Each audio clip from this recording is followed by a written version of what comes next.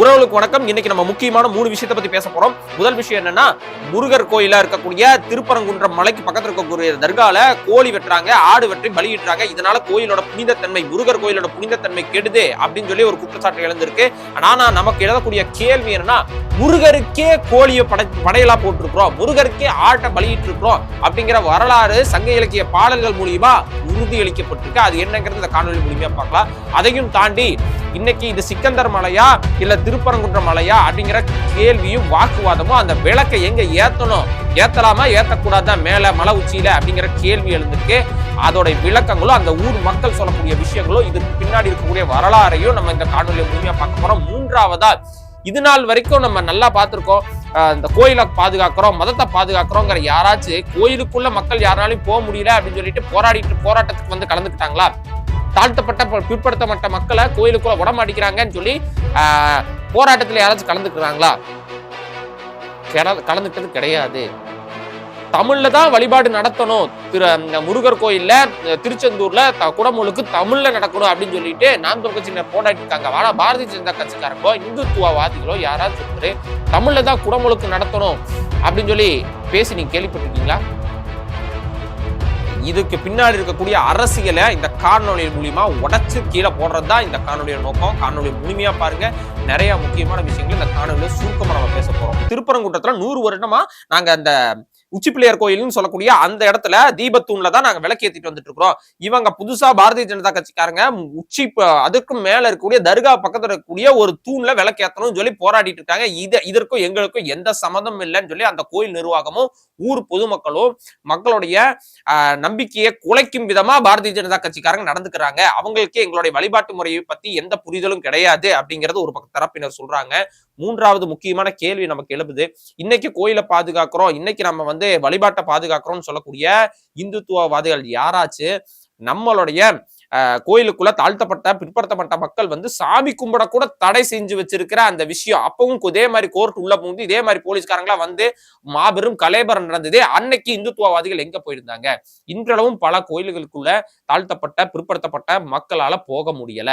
கோயில் கருவறைக்குள்ளங்க கோயிலுக்குள்ளேயே போக முடியல அப்படிங்கிற நிலைமை இருக்குது. இதற்கு நம்ம இந்துத்துவவாதிகள் என்ன பதில் சொல்ல போறாங்க? அதையும் தாண்டி திருச்செந்தூர் முருகர் கோயில்ல குடமுழுக்கு தமிழ்ல நடத்தணும் அப்படின்னு சொல்லி ஒரு கோர்ட்ல கேஸ் நடந்துச்சு.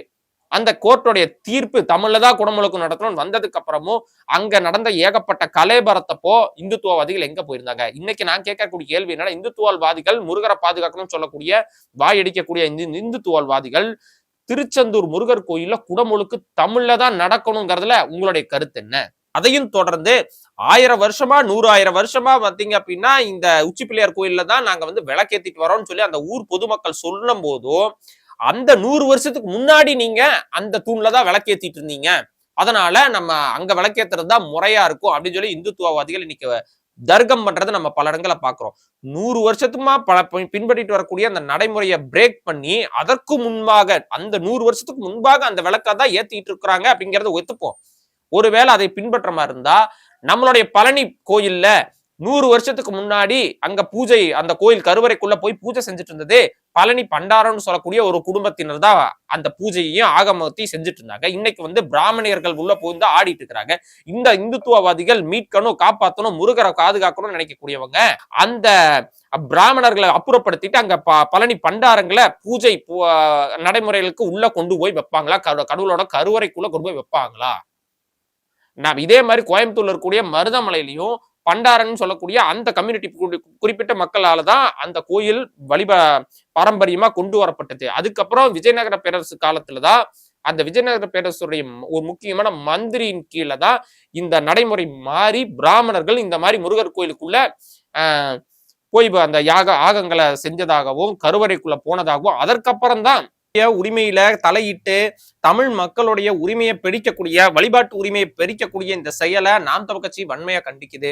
என்னன்னு பாத்தீங்கன்னா, அந்தந்த ஒவ்வொரு ஊருக்கும் ஒவ்வொரு சிற்று கடவுள்கள், சின்ன சின்ன கடவுள்கள் இருந்திருக்கிறாங்க.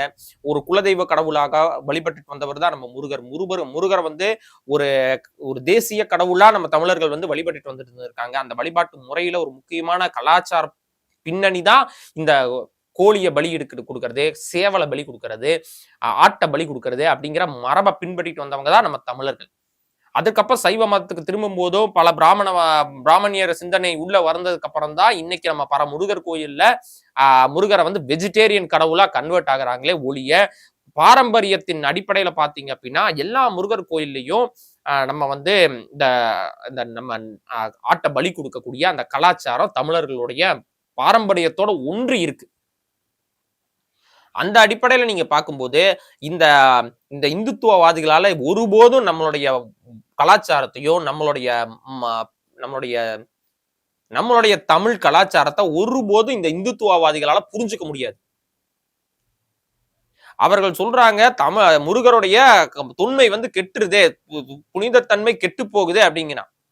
ஆனா திருமுருகாற்றுப்படையில் என்ன சொல்றாங்கன்னா இளமாட்டு கறியையும் தேனையும் திணைமாவையும் இணைச்சு கடவுளுக்கு படைச்சதா திருமுருகாற்றுப்படை சொல்லுது. கூகுள்ல நீங்க எல்லாமே இருக்குது, இன்னைக்கு எல்லாமே புக்கும் கூகுள்ல வந்துருச்சு, நீங்க அடிச்சு பாருங்க நான் சொல்றது பொய்யா இல்லையான்னு.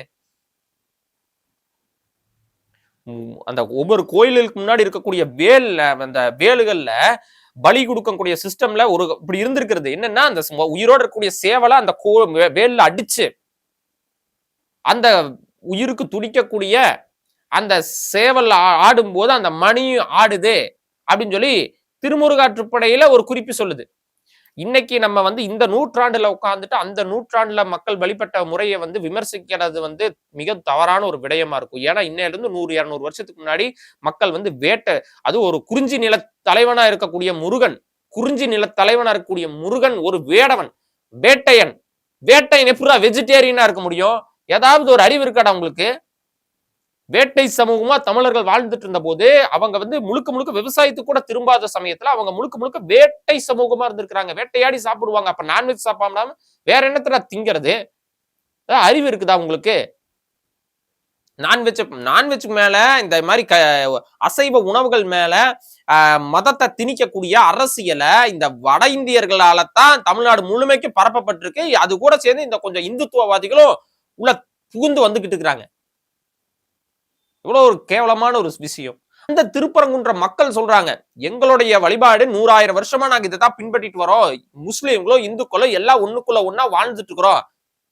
இந்த மாதிரி தர்கால போய் கோழியை பலியிட்டு சாப்பிடுவதோ ஆட்டை பலியிட்டு சாப்பிடுவதோ இஸ்லாமிய மரபுக்கே எதிரானது. அதையும் மீறி அங்க இருக்க இஸ்லாமியர்கள் எப்படி இந்த வேலை செய்யறாங்க?